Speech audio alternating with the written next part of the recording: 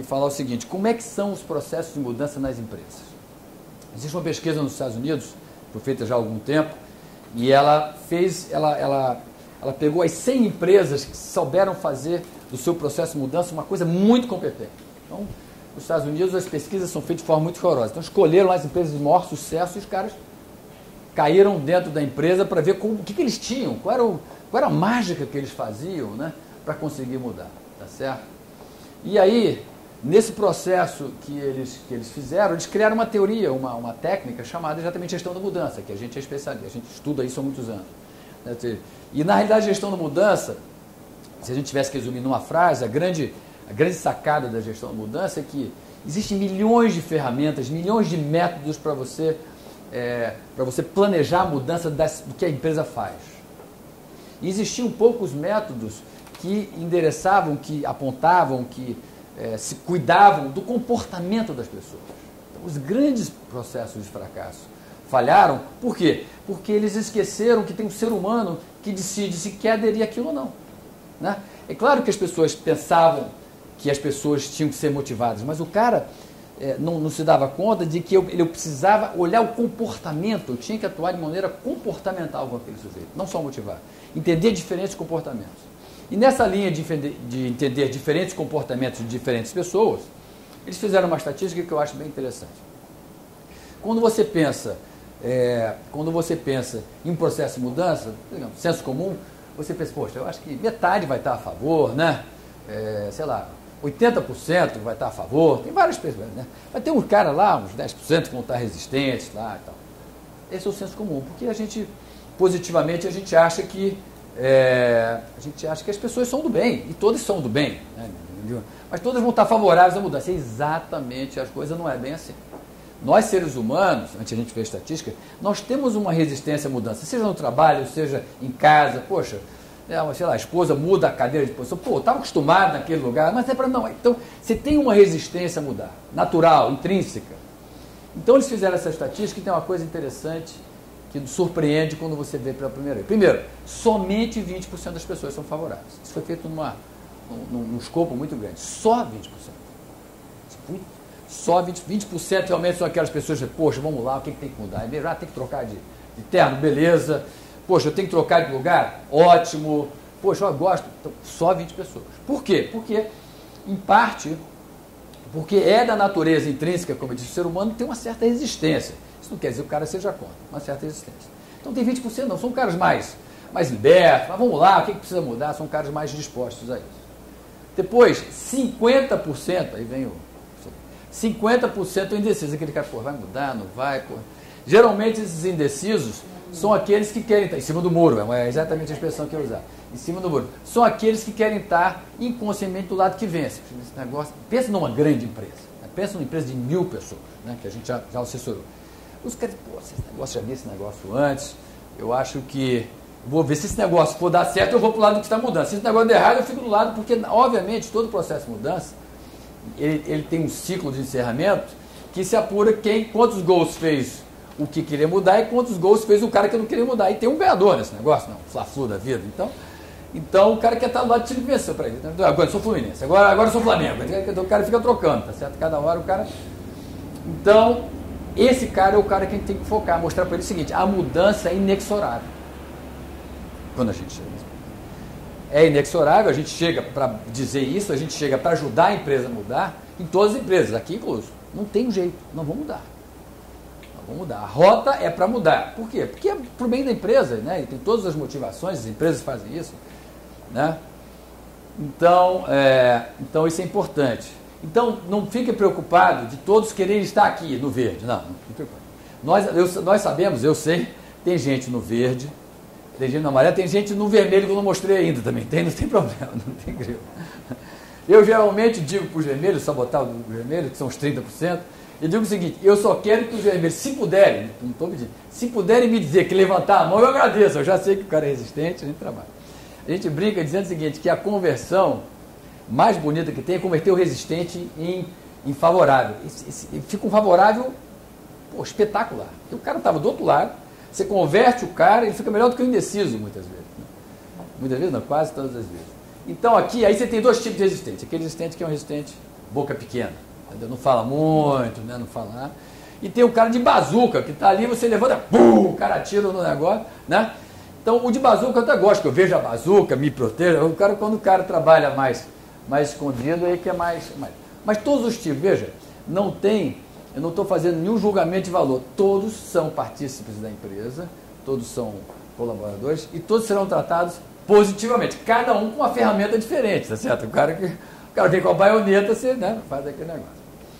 Mas então, isso é uma realidade que vocês precisam entender, que todo mundo tem. Não tem nada. Eu posso estar resistente para um determinado aspecto da mudança e posso estar favorável a outro.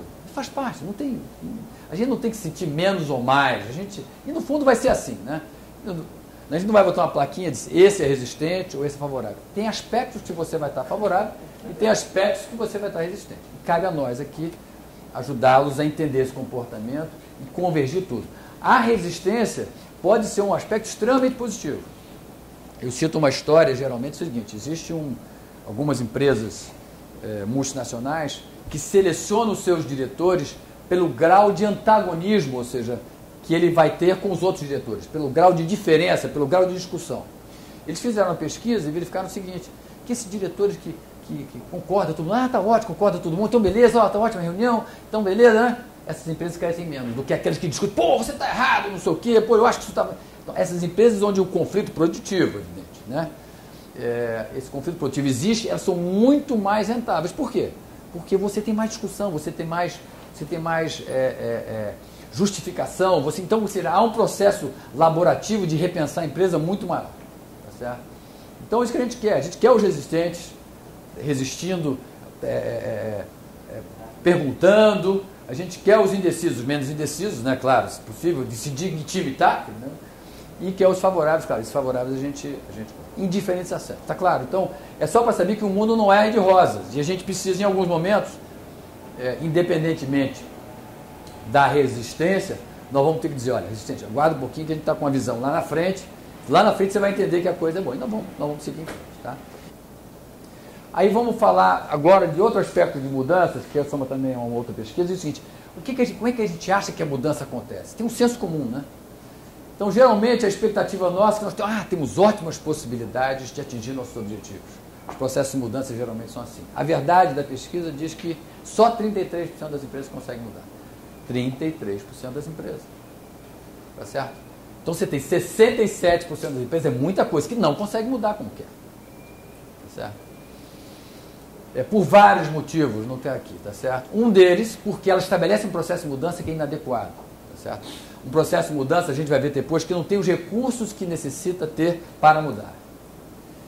Geralmente, os problemas que acontecem da não mudança é um problema que você concebe a mudança de uma maneira errada, ou seja, você planeja ela errada. Também é senso comum, né? Muitas empresas acham isso. Na realidade, a pesquisa diz que é o contrário.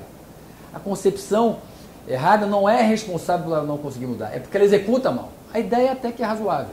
Ou seja, qualquer ideia que você tenha, por mais que ela não seja uma ideia magnífica, ela é uma ideia de mudança. Então, se você conseguir fazer aquilo funcionar, já é alguma coisa. Não, mas a empresa não consegue. A gente vai discutir mais à frente por quê. O que eu defino, as estratégias são perenes no horizonte. Ou seja, a estratégia que eu defino de mudança, ela não muda nunca. É uma estratégia mais ou menos permanente, perene nesse sentido. E, na realidade, elas mudam muito, o tempo todo estão mudando. Então, a gente está definindo hoje uma estratégia de mudança que, sei lá, daqui a 60 dias a gente vai afinar isso melhor, daqui a mais 180 vamos afinar melhor, então está sempre mudando. E as empresas acham que não muda. Então, isso dificulta, né? Dificulta você conseguir mudar. Líderes se dedicam de forma adequada à implementação. Então, agora a gente começou a entrar no capítulo e diz o seguinte, por que as empresas não mudam? Por que as empresas não conseguem mudar? Porque, na realidade, seus executivos, seus gerentes, né, seus diretores não dedicam o tempo para a mudança. Vou citar o exemplo de vocês. Vocês sabem que precisam mudar em uma série de coisas, mas o dia a dia permite? Vocês têm tempo de mudar? Para largar o dia a dia, para dizer, não vou cuidar dessa mudança? Não tem. Está todo mundo no tal. Tá certo? E é mais ou menos a empresa. As pessoas estão num dia a dia que as consome de uma tal maneira que faz com que você não tenha tempo para mudar. Tempo para dedicar àquela mudança. Então, nós estamos aqui também para criar esse espaço e criar essa obrigatoriedade de vocês, digamos assim, de vocês dedicarem esse tempo à mudança. Então você vê, menos de 1 hora por mês. Um gerente numa HMP dedica 1 hora à mudança, não existe, não dá nunca. Aí é os 33% só que conseguem a mudança, tá certo? Então essa é uma outra estatística, né? Geralmente os colaboradores entendem a estratégia, tá certo? Eu estou aqui, expliquei. Somente 5% entendem. Por quê? É óbvio que se eu fizer só essa reunião, vocês vão entender um pouquinho, aí já muda. Então, essas reuniões têm que ser frequentes. Temos que criar um sistema de comunicação que está o tempo todo mantendo vocês informados do que está acontecendo. Senão, vocês não vão entender. Então, veja, se eu tenho líderes que dedicam pouco tempo à mudança e as pessoas não entendem estratégia, vocês acham que a gente vai conseguir mudar alguma coisa? Então, aí está um pouco do diagnóstico da coisa, tá certo? Líderes possuem incentivos vinculados à estratégia. Temos que motivar. Vocês têm um sistema de motivação, bastante criativo aqui. Então a ideia é essa, eu preciso incentivar os meus líderes, incentivar os meus colaboradores na direção da estratégia. Incentivo. Isso tem que existir. Só 25% possuem, nas empresas em geral, média, né? O orçamento está vinculado à estratégia. Nós falamos no início da nossa conversa que a gente quer, digamos assim, ter mais recursos para investir em processos mais criativos, processos novos. Ora, se eu tenho vontade, eu tenho que ter dinheiro para isso. Então, eu tenho que separar uma parte do meu orçamento para isso.